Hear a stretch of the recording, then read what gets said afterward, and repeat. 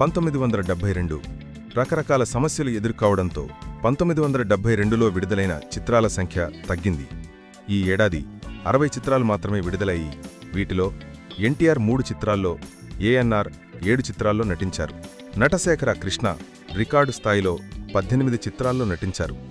ఇంతవరకు మరే హీరో ఆ రికార్డును క్రాస్ చేయలేకపోయారు. అలాగే ఒకే సంవత్సరంలో 5 రంగుల చిత్రాల్లో నటించిన ఘనత కట్టమనేని కృష్ణదే. కన్నడంలో 1958లో విడుదలై విజయవంతమైన స్కూల్ మాస్టర్ చిత్రాన్ని అదే పేరుతో తెలుగులోకి అనువదించారు. ఇందులో దర్శకుడు బిఆర్ పంతులు తనే ప్రధాన పాత్ర పోషించి దర్శకత్వం వహించారు. ఆ చిత్రాన్నే బడిపంతుల పేరుతో తెలుగులోకి రీమేక్ చేశారు. తన వయసుకు మించిన పాత్రను ఇందులో ఎన్టీఆర్ పోషించి ప్రశంసలందుకున్నారు. ఈ చిత్రంలో శ్రీదేవి ఆయనకు మనవరాలిగా నటించింది. 1972లో విజయవంతమైన మరో అద్భుతమైన చిత్రం సంపూర్ణ రామాయణం. అప్పటి వరకు రాముడు కృష్ణుడు అంటే ఎన్టీఆరే. ఈ చిత్రంలో శోభన్ బాబును శ్రీరాముడి పాత్రలో చూపించారు దర్శకుడు బాపు. ఆ పాత్రలో శోభన్ బాబు ఒదిగి ఎన్టీఆర్ అభినందనలు కూడా అందుకున్నారు. 1972 ఉగాదికి విడుదలైన ఈ సినిమాను చూడటానికి మొదట్లో జనాలే లేరు. ఆ తర్వాత మౌత్ టాక్తో కలెక్షన్లు పుంజుకున్నాయి.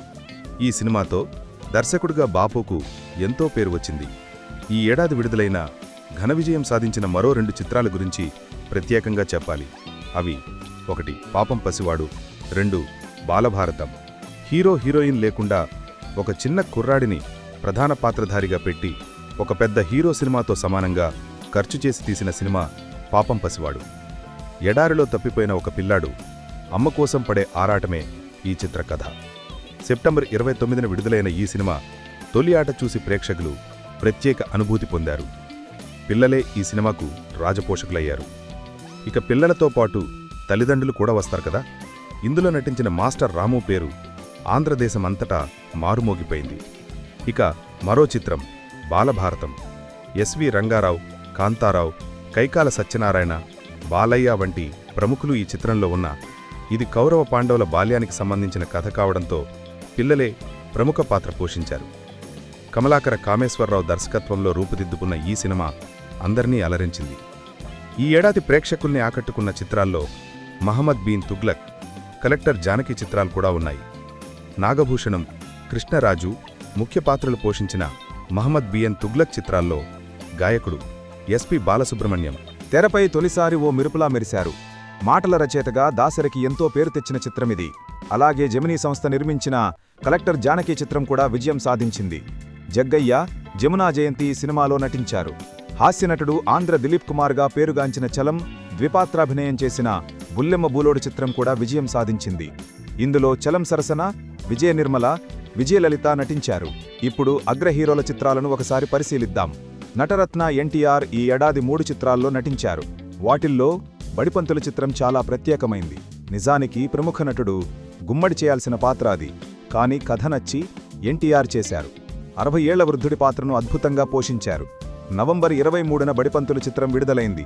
అయితే జయాంధ్ర ఉద్యమం కారణంగా నైజాంలో ఒక రోజు లేటుగా రిలీజ్ అయింది.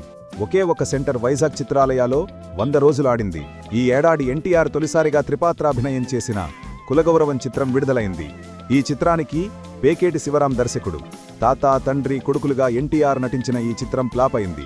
ఎన్టీఆర్ నటించిన 3వ చిత్రం శ్రీకృష్ణాంజనేయ యుద్ధం కూడా విజయం సాధించలేదు.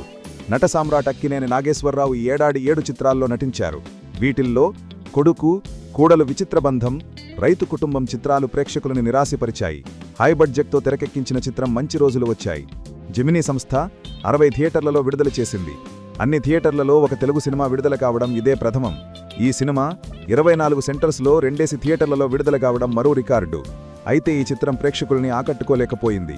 మరో చిత్రం భార్యాబిడ్డల సంక్రాంతి సందర్భంగా విడుదలైంది. మంచి ఓపెనింగ్స్ వచ్చిన సినిమా నిలబడలేదు. అక్కినేలు, మాణిశ్రీ కాంబినేషన్లో వచ్చిన 3వ కలర్ చిత్రం దత్తపుత్రుడు కూడా విజయం సాధించలేదు. అక్కినైన మరో చిత్రం బీదలపాట్లు ఫ్లాప్ అయింది. విట్లాచార్య ఈ చిత్రానికి దర్శకుడు.